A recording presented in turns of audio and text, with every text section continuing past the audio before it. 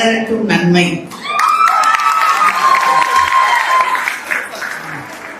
நம்முடைய தலைவர் கலைஞர் அவர்களுடைய பிறந்த நாளை கொண்டாடக்கூடிய வகையிலே இங்கே நடைபெற்றுக் கொண்டிருக்கக்கூடிய இந்த சிறப்பான மகளிர்கள் நடத்தக்கூடிய இந்த கூட்டத்திலே கலந்து கொள்வதிலே மற்றற்ற மகிழ்ச்சியும் பெருமையும் அடைந்தேன்.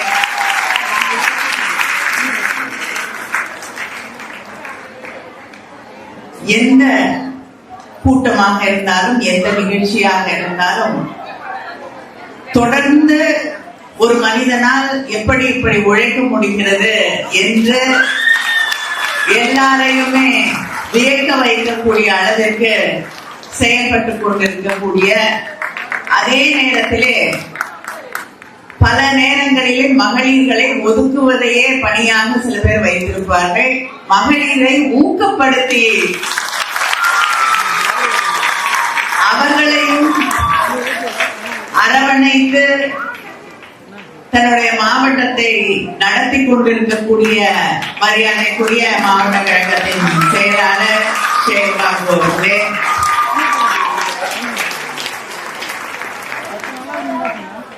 கழக மாணவர் அணி செயலாளர், கழக மாணவர் அணியில முதல் பெண் செயலாளர், அந்த பெருமையோடு நிற்கக்கூடிய வீரமணி அவர்களே, இந்த மாவட்டத்தில் அவங்களுடைய முதல் நிகழ்ச்சி.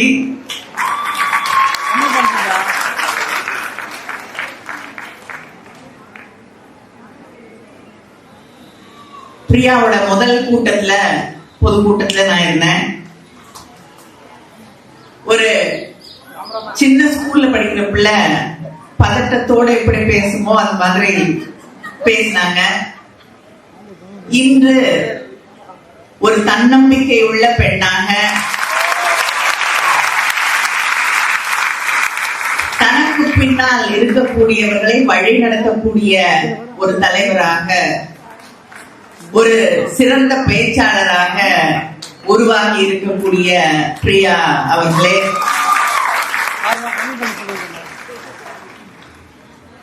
கழக சட்டத்துறை இணை செயலாளர் KS ரவிச்சந்திரன் அவர்களே, கழக செய்தி தொடர்பு துறை செயலாளர் அன்புக்குரிய தமிழன் பிரசன்னா அவர்களே, பொதுக்குழு உறுப்பினர் பூர்ணிமா அவர்களே, சுதா தீனதயாளன் அவர்களே, தலைமையேற்று இருக்கக்கூடிய ராஜேஸ்வரி ஸ்ரீதர் அவர்களே, நாங்க அவங்க 5 வார்த்தைக்கு மேல பேசி நான் பார்த்ததே கிடையாது. இன்னைக்கு மகளிர் அணிக்கு ஒரு மிக சிறந்த பேச்சாளர் கிடைத்திருக்கிறார் என்ற அந்த மகிழ்ச்சியோடு இந்த கூட்டத்திலே நான் நின்று கொண்டிருக்கிறேன்.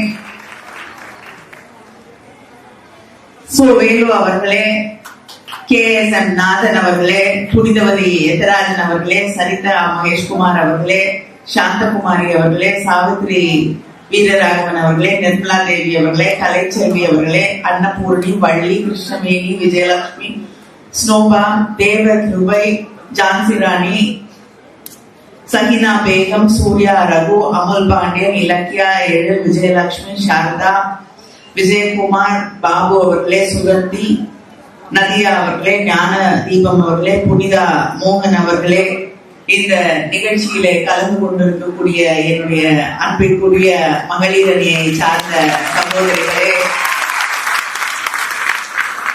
கழகத்தின் மூத்த முன்னோடிகளே, முன்னணி செயல் வீரர்களே, நம்முடைய அன்பு தலைவர் கலைஞரின் உயிருக்கும் மேலான அத்தனை பேருக்கும் என்னுடைய வணக்கத்தை, வாழ்த்துக்களை, நன்றியை நான் தெரிவித்துக் கொள்கிறேன். இந்த அரங்கத்திற்குள் நான் நுழைந்த போது இங்கே சில சகோதரிகள் என்னை அணைத்துக் கொண்டு கண்ணீர் விட்டார்கள்.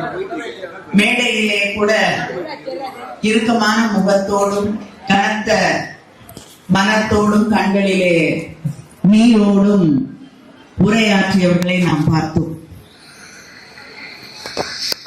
ஒன்றை நாம் நினைவிலே வைத்துக் கொள்ள வேண்டும். தலைவர் கலைஞர் அவர்களுடைய பிறந்த நாளை கொண்டாடி கொண்டிருக்கிறோம். தன் வாழ்நாளில் தான் போட்டியிட்ட இடங்களிலே தோல்வியை காணாத ஒரு தலைவர் என்றார் தலைவர் கலைஞர் அவர்கள். ஆனால் பொது வாழ்க்கையிலே இயக்கத்தின் எத்தனையோ தோல்விகளை தன் தோளில் சுமந்த தலைவர் தான் தலைவர் கலைஞர் அவர்கள். மக்கள் பணியிலே அவர் ஆட்சி பொறுப்பிலே இருந்த காலகட்டத்தை விட ஆட்சி பொறுப்பிலே இல்லாமல் எதிர்கட்சியாக பணியாற்றிய காலங்கள் தான் அதிகம். ஆனால் அவர் தன்னுடைய வாழ்க்கையின் தாரக மந்திரமாக கொண்டது, நாம் ஒருவருக்கு நல்லது செய்கிறோம் என்றால் அவர்கள் அதற்காக நன்றியோடு இருப்பார்கள் என்று எதிர்பார்க்க கூடாது. அப்படி இல்லை என்ற காரணத்திற்காக நாம் நன்மைகளை செய்வதை நிறுத்திவிடக் கூடாது. தொடர்ந்து அவர்களுக்காக பணியாற்ற வேண்டியது நம்முடைய கடமை என்று தன் வாழ்நாள் தாரக மந்திரமாக ஏற்றுக்கொண்ட தலைவர் கலைஞர் அவர்கள். அவருடைய பிறந்த நாளை நாம் கொண்டாடி கொண்டிருக்கிறோம். நான் பல முறை பார்த்திருக்கிறேன். தேர்தல் முடிவுகள் இப்பொழுதாவது ஒரு 4 மணி நேரத்துக்குள்ள நமக்கு தேர்தல் முடிவுகள் தெரிஞ்சிருது. முன்னாடியெல்லாம் ஓட்டு எண்ணுவாங்க, பெட்டியை திறந்து எண்ணி தகராறு நடக்கும், சண்டை நடக்கும், எல்லாத்தையும் தாண்டி அந்த முடிவுகள் மாலை வர வரதான் தெளிவாக தெரிய ஆரம்பிக்கும். அப்படி மதியமெல்லாம் ஒரு இறுக்கமான சூழல் இருக்கும். அதை தாண்டி மாலை வர வர தோல்வியா வெற்றியா என்பது ஏறத்தாழ உறுதி செய்யப்படக்கூடிய அந்த நேரத்திலேயே அடுத்த நாள் நன்றி அறிவிப்பு கூட்டம் என்று அறிவித்த தலைவன் தான் தலைவர் கலைஞர் அவர்கள்.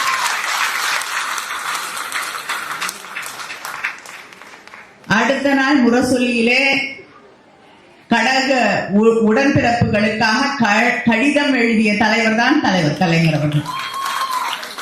அடுத்த பணி என்ன, அடுத்த போராட்டம் என்ன, அடுத்த ஆர்ப்பாட்டம் என்ன, மக்களுக்காக எதற்காக குரல் கொடுக்க வேண்டும், எதற்காக போராட வேண்டும், எந்த கருத்துக்களை நாம் அங்கே சட்டமன்றத்திலே எடுத்து வைத்து அங்கே வாதாட வேண்டும், பேச வேண்டும், யார் எதை பற்றி பேச வேண்டும் என்று அடுத்த நிமிடம் சிந்திக்க தொடங்கிய தலைவன் தான் தலைவர் கலைஞர் அவர்கள்.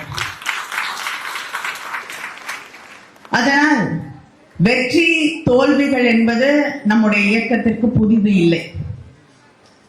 இந்த தோல்வியை கண்டு நாம் மனம் தளரவோ கண்ணீர் விடவோ எந்த அவசியமும் இல்லை.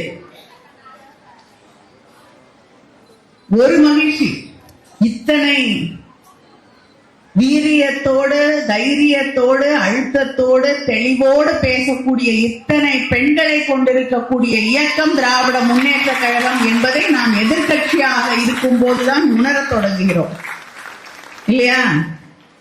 அதற்கே நாம் மகிழ்ச்சி அடைய வேண்டும். வருத்தப்படலாம்.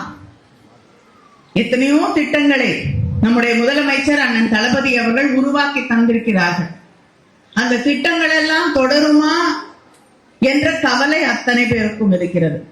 அது நமக்கும் இருக்கு, ஓட்டு போட்டவங்களுக்கும் இருக்கு. போட்டுட்டோம். சில பேர் ஒரு ஓட்டு தானே நினைச்சு போட்டேன்னு சொல்றவங்க கூட இருக்காங்க. அது எப்படி இப்படி நினைச்சு போட்டாங்கன்னு எனக்கு தெரியல. ஆனா நான் போட்டுட்டேன். எனக்கு வர வேண்டிய தலைவர் அண்ணன் தளபதி அவர்கள் கொண்டு வந்த திட்டங்கள் எல்லாம் தொடர்ந்து வருமோ வராதோ என்ற அந்த பயத்திலே இன்று நின்று தத்தளித்துக் கொண்டிருக்கிறார்கள். ஏன்னா முதலமைச்சர் பதவி ஏற்றுக்கொண்ட அன்றே என்ன சொன்னாரு? பணம் இல்லை.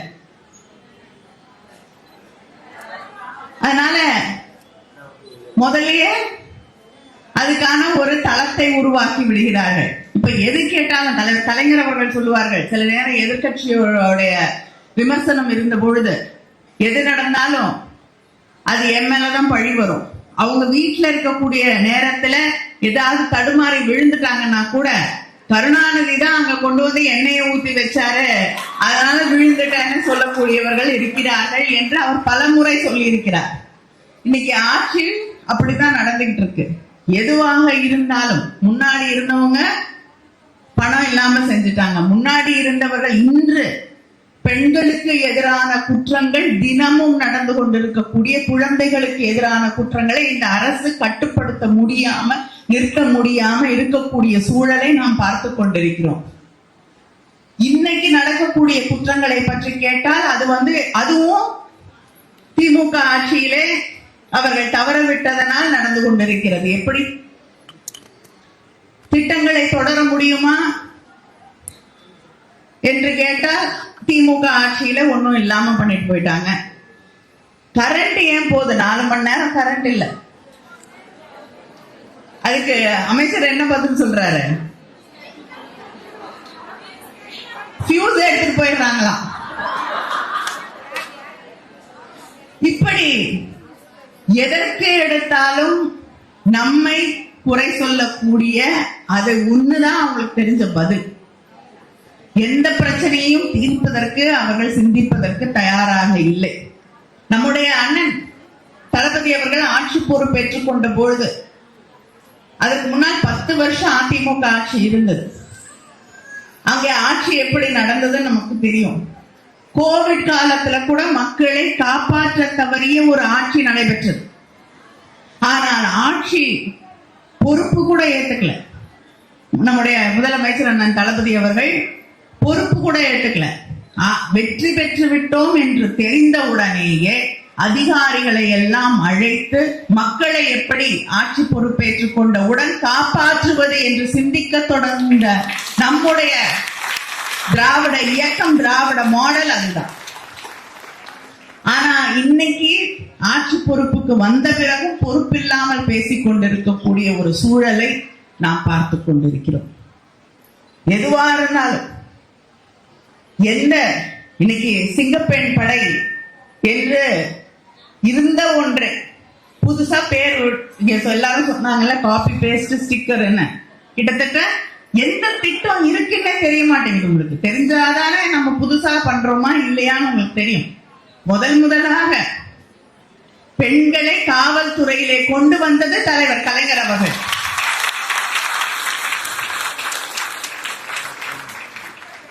பெண்கள் பாதுகாப்புக்காக ஒரு தனியாக பிரிவை உருவாக்கியது நம்முடைய ஆட்சியிலே, திராவிட முன்னேற்ற கழக ஆட்சியிலே நம்முடைய அண்ணன் தளபதி அவர்கள். இன்னைக்கு புதுசா பேரு கொடுத்து யூனிஃபார்ம் கொடுத்தீங்கன்னா அது புது திட்டமா மாறிடுமா? ஆனா சரி பரவாயில்ல, நீங்க என்ன வேணாலும் பண்ணுங்க, அதை பத்தி எந்த பிரச்சனையும் கிடையாது. நீங்க புதுசா பேர் வைங்க. ஆனா பெண்களை தயவு செய்து இந்த ஆட்சியிலே அவர்களுக்கு பாதுகாப்பை எதை சொல்லி ஆட்சிக்கு வந்தீங்களோ அதை செய்யுங்க. எதை வேணாலும் தேர்தல் அறிக்கை குழு முதல்ல நம்முடைய முதலமைச்சர் அண்ணன் இருந்த நம்முடைய அண்ணன் தளபதி அவர்கள் எங்களுக்கு சொன்னது என்னன்னா, எதை செய்ய முடியுமோ அதை மட்டுமே வாக்குறுதியா கொடுங்க. இதை செய்யறோம் அதை செய்யறோம்னு மக்களை ஏமாத்தாதீங்க. நாம நினைச்சிருந்தா கூட எதை வேணாலும் சொல்லியிருக்க முடியும். ஆனால் எதை செய்ய முடியுமோ அது மட்டுமே திராவிட முன்னேற்ற கழகத்தின் தேர்தல் அறிக்கையிலே இருந்தது. ஆனா இன்னைக்கு ஆட்சி பொறுப்புல இருக்கக்கூடியவர்கள் எதோ சொன்னாங்க. 6 சிலிண்டர் காத்துட்டு இருக்கீங்கல்ல, இன்னைக்கு 1 சிலிண்டர் கிடைக்கிறதே பெரிய கனவாக மாறிக்கொண்டிருக்கக்கூடிய சூழலிலே 6 சிலிண்டர் வரும்.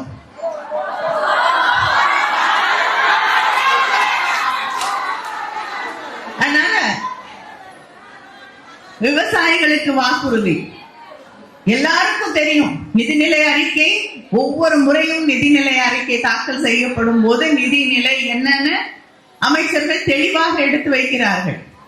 ஆனா அதெல்லாம் பார்த்துட்டு இல்லைன்னா பார்க்க மறந்துட்டாங்கன்னு தெரியல. அதனால தேர்தல் நேரம் வந்த பொழுது நினைச்சதெல்லாம் எடுத்து சொல்லி தேர்தல் முடிஞ்ச ஆட்சி பொறுப்பிற்கு வந்த பிறகு எங்களுக்கு நிதி இல்லை. நாம் ஆட்சி பொறுப்பிற்கு வந்த பொழுது மட்டும் நிதி மிகை மாநிலமாக இல்லை. ஒரு மாநிலம், வளரக்கூடிய மாநிலம் நிச்சயமாக கடன் வாங்கித்தான் மக்களுக்காக செலவு செய்ய வேண்டும். இது அடிப்படை பொருளாதாரம். அதனால நிதி மிகுதியாக இருக்கிறதுக்கு வாய்ப்பில்லை. அதுக்குன்னு ஒரு அளவு இருக்கு, அதை தாண்டக்கூடாது. அதை தமிழ்நாடு தாண்டியதே கிடையாது. எவ்வளவு எதிர்ப்பு இருந்தாலும் உங்களை விட 100 மடங்கு ஒன்றியத்தில் இருந்த ஆட்சியை எதிர்த்தவர்கள் நாங்கள், எதிர்த்து கொண்டிருக்கக்கூடியவர்கள் நாங்கள். தமிழ்நாட்டுக்கு எந்த நிதியும் கொடுக்கல. ஆனாலும் தமிழ் மக்களை பாதுகாப்பதிலே, திட்டங்களை தருவதிலே முன்மாதிரியாக இருந்த இயக்கம் நாடு முழுவதற்கும், எல்லா மாநிலங்களிலும் தமிழ்நாட்டில் வந்து எப்படி இந்த திட்டங்களை செயல்படுத்துகிறார்கள் என்று கற்றுக்கொண்டு போன ஒரு நிலை தமிழ்நாட்டிலே இருந்தது. ஆனா இன்னைக்கு தமிழ்நாட்டுக்கு வர வேண்டிய முதலீடுகள் எங்க போகுதுன்னு தெரியல. எல்லா மாநிலத்துக்கும் போகுது. தமிழ்நாட்டுக்கு எத்தனையோ லட்ச கோடி முதலீடுகளை கொண்டு வந்த ஆட்சி திராவிட முன்னேற்ற கழக ஆட்சி. ஒரு நாடாளுமன்ற உறுப்பினராக நான் வருத்தத்தோடு சொல்கிறேன், என்னோட தொகுதிக்கு கப்பல் கட்டும் தொழிற்சாலை வர வேண்டி இருந்தது. MOU சைன் பண்ணியாச்சு, இன்னைக்கு இல்லை. ஆயிரக்கணக்கானவர்களுக்கு வேலை வாய்ப்புகளை உருவாக்கி தரக்கூடிய ஒரு தொழிற்சாலை, உப்பளங்களிலே கஷ்டப்பட்டு கொண்டிருந்த அந்த மக்களுக்கு ஒரு மாற்று பாதையை, எதிர்காலத்தை உருவாக்கி தரக்கூடிய ஒரு தொழிற்சாலை இன்னைக்கு இல்லை. இதுதான் மாற்றமா? இந்த மாற்றத்திலிருந்து மக்களை பாதுகாக்க வேண்டியது நம்முடைய கடமை. பெண்களை பாதுகாக்க வேண்டியது ஆட்சி பொறுப்புல இருக்கவங்களுக்கு கடமை இருக்கோ இல்லையோ எனக்கு தெரியாது. ஆனா திராவிட முன்னேற்ற கழகம் தன்னுடைய கடமையை செய்ய என்றும் தவறியதில்லை. ஆட்சி பொறுப்புல இருக்கிறோமா இல்லையா அப்படிங்கறதெல்லாம் திமுக காரங்களுக்கு கவலையே கிடையாது. தலைவர் கலைஞர் அவர்களுடைய உடன்பிறப்புகளுக்கு மக்களை பாதுகாப்பது மட்டும்தான் கடமை. அதனால ஆட்சியில இருந்தாலும் எதிர்கட்சியாக இன்று இருந்தாலும் தொடர்ந்து மக்களுக்காக போராடுவோம், மக்களை பாதுகாப்போம். அதிமுக ஆட்சியில, கோவிட்ல ஆட்சியில இருந்தவர்கள் மக்களை பாதுகாக்கவில்லை, நாம் பாதுகாத்தோம். அதனால நம்முடைய பணிகளை நம்முடைய அண்ணன், நம்முடைய கழக தலைவர் அண்ணன் தளபதி அவர்கள் நமக்கு வகுத்து கொடுக்கக்கூடிய பாதையிலே, தலைவர் கலைஞர் அவர்கள் வழியிலே தொடர்ந்து மக்களுக்காக பாடுபடுவோம், மக்களுக்காக போராடுவோம். அவங்க எந்த முடிவெடுத்தாலும் பரவாயில்ல, ஆனா நம்முடைய முடிவு தமிழ்நாட்டு மக்களுக்காக பணியாற்றுவது என்பதை, அவர்களுக்காக உறுதியோடு நிற்போம் என்பதை இங்கே தெரிவித்துக் கொள்கிறேன். தலைவர் கலைஞர் அவர்களுடைய பிறந்த நாள் விழாவிலே நன்றி, வணக்கம்.